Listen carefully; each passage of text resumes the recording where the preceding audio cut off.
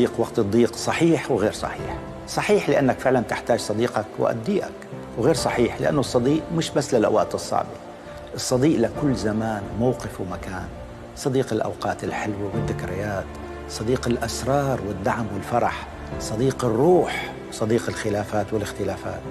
الصديق هو اللي ما ممكن تستمتع بالأوقات الحلوة بدونه، ولا تعبر الأوقات الصعبة إلا بمعيته. الصديق الحقيقي هو اللي ما بيغار منك ولا بيحزنك، وبتمنى لك الخير مثل ما بتمنى لنفسه، والأهم مستحيل يصدق عنك أي شيء بنقال له من وراء ظهرك. هذا هو الصديق. إذا وجدتوه حافظوا عليه، لأنه للأسف ما في كتير منه هالأيام. مرحبا يا صبايا، شلونكم؟ طمنوني عنكم، ايش الاخبار؟ ان شاء الله يا رب تضلوا بالف خير وانتم عم تشوفوا فيديو اليوم. مشتقت لكم كتير ورجعت لكم بفيديو جديد وروتين جديد، فخلي لي قلب كل الصبايا اللي انضمت لعائلتي جديد. نورتوني وشرفتوني واهلا وسهلا فيكم، وهيك خلي لي قلبكم كلياتكم، والصبايا القديمات كمان لا غنى عنكم حبيبات قلبي، اهلا وسهلا فيكم كلياتكم. فاول شيء خلونا نذكر الله عز وجل ونصلي على سيدنا محمد، اللهم صل وسلم وبارك على سيدنا محمد وعلى اهله وصحبه وسلم. تاني شيء صبايا، اذا كنت جديده بقناتي لا تنسي تحطي لايك للفيديو وتشتركي بالقناه وتفعلي زر الجرس لحتى يصلك كل شيء جديد انا بنزله. في هيك حابه اقول لكم يا صبايا اني بتمنى يعني هيك زر الاشتراك اني تشيلوا زر الاشتراك، يعني تلغوه وترجعوا تشتركوا من اول لجديد، لاني اغلبيه الصبايا ما عم بصلن الاشعار وقت اللي عم بنزل فيديو يعني. فهيك خليكم مع الفيديو مثل ما شفتوا باول فيديو. جمعة صبايا وهيك، وجاية رفقاتي لعندي كأني جايين خواتي لعندي، عن جد لقيتها قد الدنيا وهيك يعني. واخيرا هيك الله فرجها واجوا يعيدوني كمان الصبايا، فهيك الله لا يحرمنا هيك اللمات الحلوة البركات الحلوة والجمعات. عن جد الرفقة الحلوة فهي رزق ونعمة من رب العالمين ما بتتعوض. هدول انا ورفقاتي يا صبايا بتعرفوش صلنا تقريبا 9 سنين مع بعضنا، وفي صبية يعني كمان صلنا 3 سنين رفقات. عن جد والله العظيم نحن ما بنقول على بعضنا رفقة، نحن بنقول على بعضنا خوات واعز يعني واكتر. فبنفرح على فرح بعضنا وبنزعل مع بعضنا، واذا وحدة مرضت من بيناتنا بعيد الشر عن قلبها فكلياتنا هيك بنمرض وبنزعل يعني. فهيك الله يديم الرفقة الحلوة يعني، هيك عن جد الرفقة، وخصوصي هيك بهالغربة فبيعوضوكي عن أهلك يعني. وخصوصي أنا هيك لالي أخت حد يعني ما في حدا من أهلي، فعن جد عندي رفقاتي هن هيك الله هيك يخلي لي إياهم يا رب. فما حلوة يعني هيك جاي خواتك يعني جايين لعندك وما تقومي بالواجب يعني.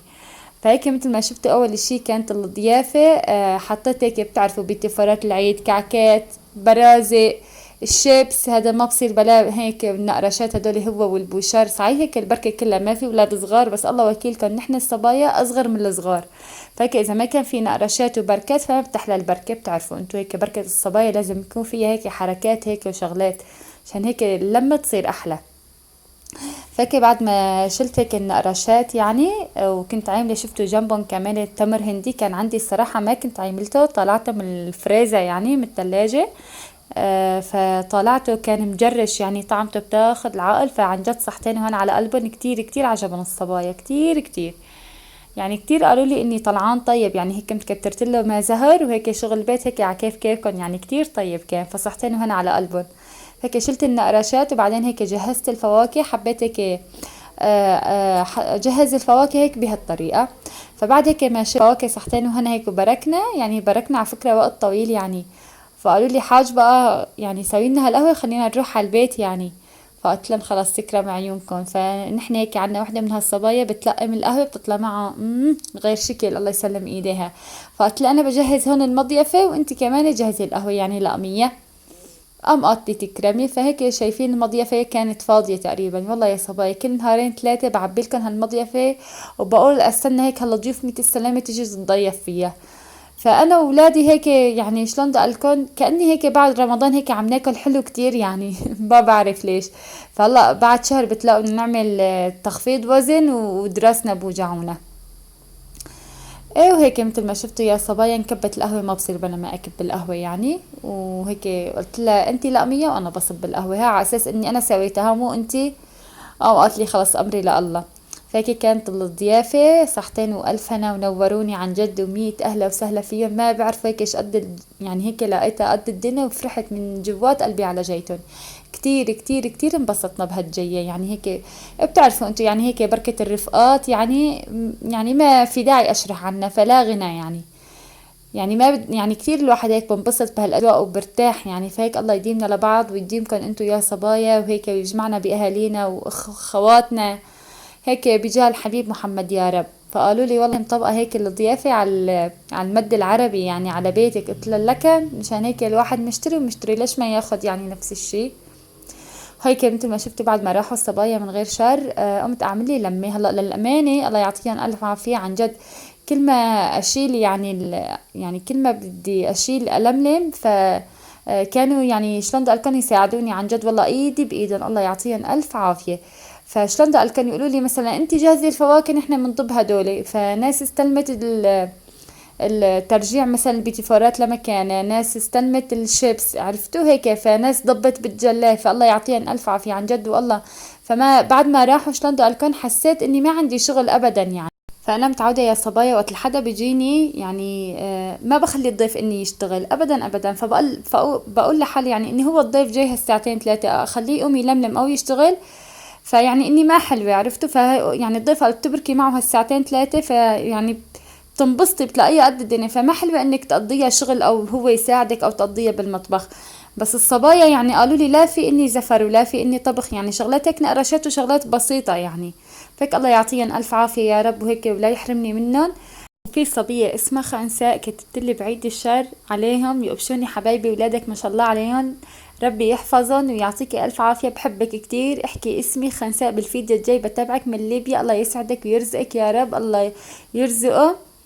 تبيدي بالهنا حبيبتي. بقى هي يا صبايا كلمة تبيدي بالهنا حبيبتي يعني كلمة تبيدي فما عرفتها، فهيك بتمنى هيك بس تشرحي لي ايش معناتها.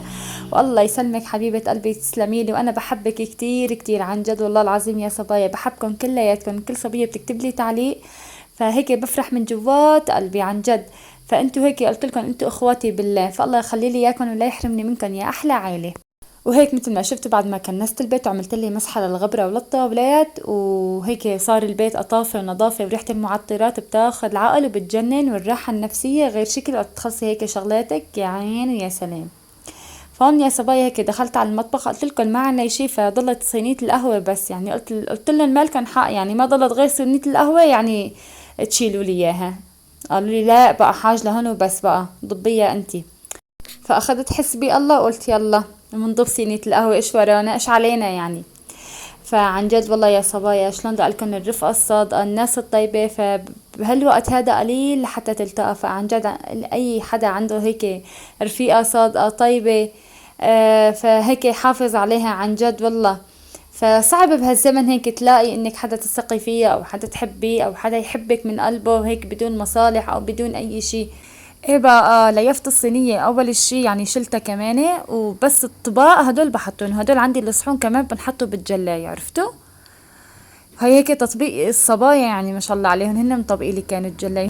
وهون هيك كمان هدول عندي القوالب البوز كمان ليفتن، لاني اول ما اجوا كان الدنيا كتير شوب فقالوا لي بدي مي باردة، قلت لهم ما لسه ما عم بحط مي باردة يعني لسه الجو شلون بدي اقولكم صعي شوب.